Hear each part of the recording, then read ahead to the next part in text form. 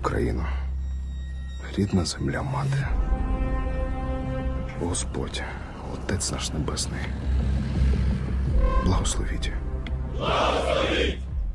6 months ago, Ukrainian soldiers typically use Javelin or NLAW anti-tank missiles to destroy Russian tanks. We've witnessed numerous epic scenes of Russian tanks having their turrets blown off, soaring high into the sky, and tanks being torn into pieces of scrap metal. But very soon, it became clear that the Javelin missile was not the best way to destroy tanks. There are far better and cheaper methods. Nowadays, we see that a small kamikaze drone equipped with a grenade poses a much greater threat to tanks and any armored vehicles. Today, I will show you real examples of how Ukraine is completely changing the perception of modern warfare. During the counteroffensive, Ukrainian forces began experiencing a severe shortage of Javelin anti-tank missiles. But it turned out that lightweight FPV, first-person view drones can completely replace Javelin anti-tank missiles. Here's how it works. Let's compare the operation of the Javelin missile with that of the kamikaze drone. Previously, to destroy a tank, it had to be within your line of sight, meaning you had to see it with your own eyes. The Javelin missile has a special direct guidance optical system. Upon spotting an enemy tank, you could press the launch button and the missile would fly straight toward the target. Now, a tank can be detected using a small drone while remaining in concealment. The tank can be far away from you and not necessarily within your line of sight. It can maneuver behind trees, hills, or between buildings on urban streets. With the help of a drone, you can spot the tank while staying in cover, and using special goggles and a joystick, you can direct your drone straight towards the tank and damage it. You can attach a 1.5 kilogram grenade to such a drone and inflict significant damage to the tank or any armored vehicle. Moreover, you can precisely target the drone at the tank's vulnerable spots, such as its fuel tank.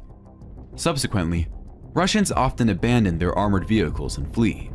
If the opportunity arises, the damaged tank can be captured as a trophy and later repaired. If it's not possible to take it as a trophy, the tank can be destroyed using another drone. For this purpose, there are so-called drone bombers that carry multiple grenades of different types. The drone bomber, releasing one or several grenades into the tank's turret hatch, can eliminate the tank. In such a case, the destruction of the tank can cost a maximum of $1,000, considering the cost of the FPV kamikaze drone and the grenades. Meanwhile, a Javelin missile costs at least $80,000, and sometimes even as much as $100,000. Furthermore, a significant advantage of FPV drones is that they can reach a tank even in challenging conditions when it is not within your line of sight. Indeed, another advantage of drones is that they can infiltrate enemy fortified bunkers through small openings. Exactly, while such bunkers may withstand direct hits from tank shells, enemy soldiers would have no effective means to defend against a small kamikaze drone entering through a window. Drones can exploit these vulnerabilities and pose a significant threat to enemy forces within fortified positions. It must also be noted that despite Ukrainians inventing this tactic, the Russians actively employ it as well. Furthermore, in some sections of the front lines, the Russians use a significantly larger number of kamikaze drones than the Ukrainians. Despite various sanctions, Russians still have access to the most advanced Western technologies. By the way, the Russians are also showing ingenuity. They realize that it's more cost-effective to use the Kornet anti-tank missiles in defense rather than tanks. Previously, while actively defending, the Russians extensively used tanks to repel attacks from Ukrainian forces. In this video, you can see a Russian tank that got blown up by a mine. Its torn track is evidence of that. The tank crew hastily abandons their tank, taking only the most valuable belongings. Just a few minutes ago, this tank was returning to the rear after completing a combat mission when it was hit by a Russian mine. However, the mines were not camouflaged. We can even see them from above. We have another video taken from a different angle where it is also evident that mines are placed on the road, but the crew's still driving forward. They abandon their tank, and the Ukrainians destroy it shortly afterward with an anti-tank missile. Similar situations often occur with Russian tank crews. After the battle, they return to their original positions and get blown up by their own mines.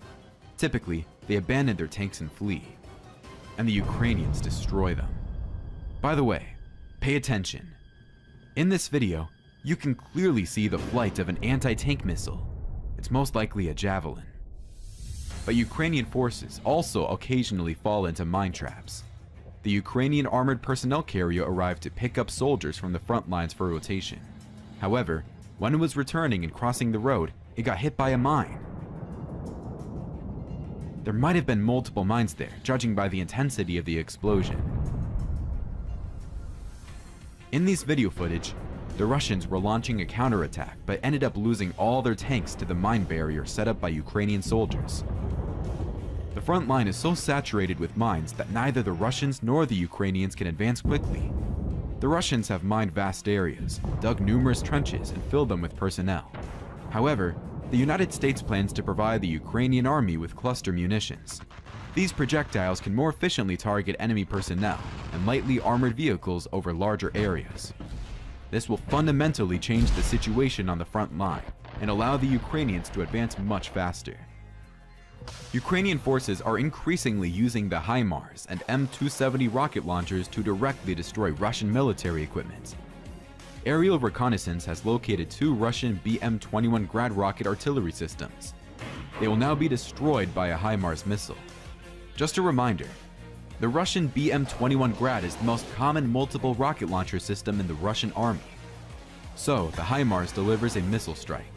The Grad BM is destroyed. It's on fire, and then all its projectiles explode. The second HIMARS missile destroyed another Grad BM launcher. Another Grad BM launcher was detected nearby and also destroyed by a HIMARS missile. This is a routine and daily practice. Here's another Grad launcher, and once again the HIMARS missile hits its target.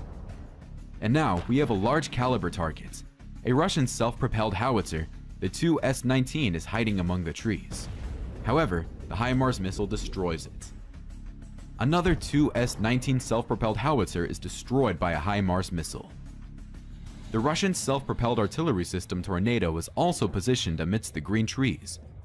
By the most conservative estimates, Ukraine has already lost more than 200 units of armored vehicles since the start of the counteroffensive, including Leopard tanks and Bradley infantry fighting vehicles.